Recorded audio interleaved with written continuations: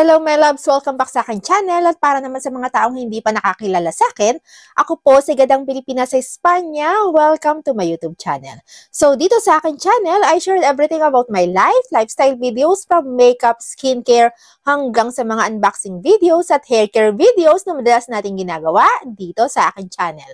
Kaya kung gusto mo yung mga videos na ganon, please consider to subscribe to my channel at i-click mo na rin pati yung notification bell para updated ka sa mga future videos ko. Okay, so sa video natin ngayon, available na naman itong aking pink box. So sa mga hindi pa nakakapanood sa akin dito sa aking channel, dito sa pink box ko inilalagay yung mga products na na-consume ko na. Ibig sabihin wala na silang lahat laman. So etong pink box na to, meron tayo ditong hair care, body care, and some of the makeups na na-consume ko na din at wala na rin laman. Okay, so first, unahin muna natin yung mga body care. So first, meron ako ditong Lactobit. Yan, dalawa sila. Empty na siya, wala nang laman. So, ito kasi ay body wash. So, hindi ako nagpapalit ng body wash dito sa Spain na ginagamit namin kasi dito lang humiyang yung aming mga balat. Plus, bukod sa ingredients nito na nakakapagpaputi, nakakatulong itong body wash na to sa amin para maiwasan yung sobrang dryness o dryness ng aming mga balat during winter season or cold weather dito sa Spain. Kaya, hiyang kami dito. So, next naman, next ay lotion from Bath & Body Works. Hindi na ako bibili nito kasi ang hirap makabili ng Bath & Body Works na lotion or products. Outside kasi dito sa Spain, mahirap. Mahirap talaga makabili kaya last ko na to. Next naman ay etong Cetaphil. So, eto ay Cetaphil. Binili ko to kasi sinubukan ko lang naman. Kasi nga, ang mahal nito, $16.95, pero malaki to, matagalang gamitan, pero hindi na ulit ako bibili. Although maganda siya sa balat ha, maganda siya sa balat, hindi nag-dry yung aming mga balat dito, pero ang mahal. Meron naman akong nakita na alternative dito, kaya okay na. Mag-i-stick na lang ako doon, pero ito hindi ko na talaga bibilihin kasi ang mahal, €16.95, isang tub na ganito. And then, next naman ay mga hair care. So, hair care naman tayo. First sa ating hair care products na empty. So, etong Daeng de Mayore. So, Korean shampoo ito. So, pinadala lang to sa akin para i-try. Okay siya sa akin. Nagandahan ako sa kanya. Malambot siya sa buhok. Maganda siya sa buhok. Pero, since ipinadala nga lang ito, hindi na ulit ako makakagamit. Why? Kasi ito ay pinadala lang. Pinasubok sa akin. Kung bibilhin ko ito, mahal siya. Umaabot ng €40 yung isang bote na ganito. Plus, shipping fee pa. Shipping fee. Kaya hindi ako bibili, hindi ako mag-a-attempt na bilhin siya. Kasi nga, kaya mahal din, kasi nga magagaling pa siya ng Korea. Kaya ganun siya kamahal. So, next naman ay, ito, dito ako mag-i-stick talaga, itong mga product na ito, kasi dito talaga ako hiyang.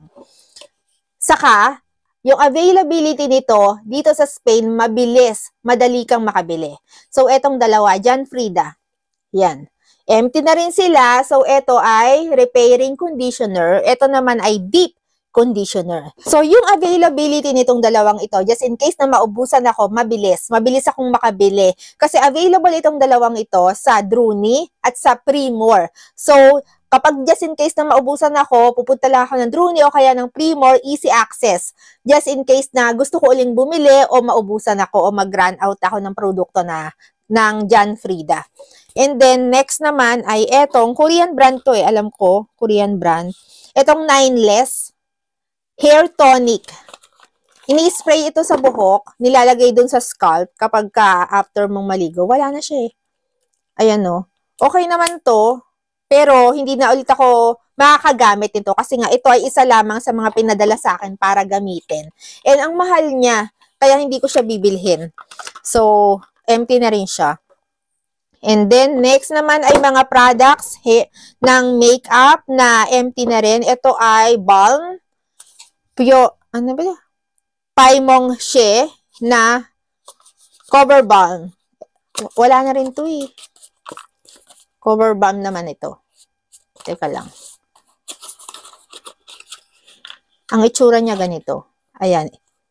Hindi na ulit ako makakagamit ito kasi ito ay ipinadala lang din to sa akin. Yan, wala na siya. Plus, Ito naman ay Sephora, ano ba to? Beauty Amplifier. Primer siya. Yan, primer. Hindi na ulit ako gagamit nito kasi napakarami kong primer dito sa bahay. And then, ito naman ay Benetint. Hindi na ulit ako gagamit nito kasi meron akong bagong ginagamit ngayon na Korean brand. And then, ito ay lip oil. So, last time may na-review tayong lip oil na gustong-gusto ko. Ito ay hindi ko nabibilhin kasi gusto ko mag-stick dun sa lip oil na ginagamit ko na nasa lips ko ngayon. Kasi nga, kahit hindi ako mag-lipstick, ayan, may shade na siya o may color na siya o may tint na siya. Kahit na hindi ako mag-lipstick. So, next naman ay etong lip balm.